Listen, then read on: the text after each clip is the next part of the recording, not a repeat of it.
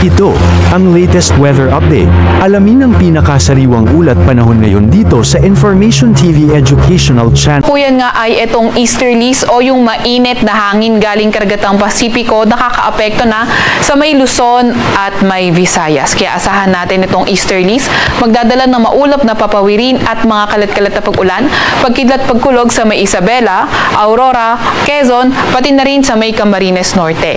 Kaya ingat lalo na kapag nagkakaroon tayo ng mga katamtaman hanggang sa malalakas sa pag-ulan sa mga banta ng pagbaha o pagguho ng lupa lalo na sa mga low-lying areas at flood-prone areas.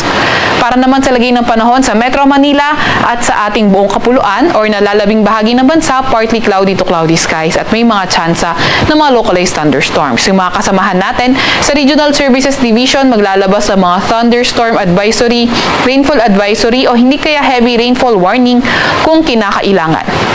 Sa kasalukuyan rin ay wala naman tayong namomonitor na low pressure area or bagyo sa loob ng ating Philippine Area of Responsibility.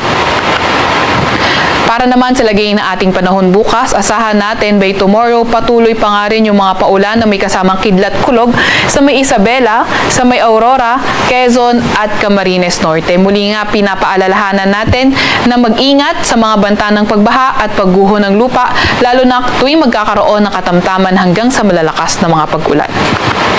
Sa Metro Manila naman at nalalabing bahagi ng Luzon area, partly cloudy to cloudy skies na tayo at may mga tsansa ng mga localized thunderstorms lalo na sa may silangang bahagi ng ating bansa.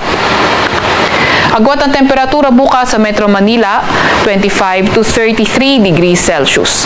17 to 24 degrees Celsius sa may Baguio, 24 to 32 degrees Celsius sa may Lawag, 25 to 32 degrees sa may Tugigaraw, 25 to 31 degrees Celsius sa may Legazpi at 23 to 31 degrees Celsius sa may Tagaytay. Para naman sa agwat ng temperatura sa Puerto Princesa ay 25 to 32 degrees Celsius at 26 to 33 degrees Celsius sa may Kalayaan Islands. By tomorrow, inaasahan nga natin Visayas at Mindanao patuloy pa nga rin ang fair weather conditions with chances pa nga rin ng mga localized thunderstorms. Agwat ng temperatura sa may Iloilo at Cebu bukas ay 25 to 32 degrees Celsius.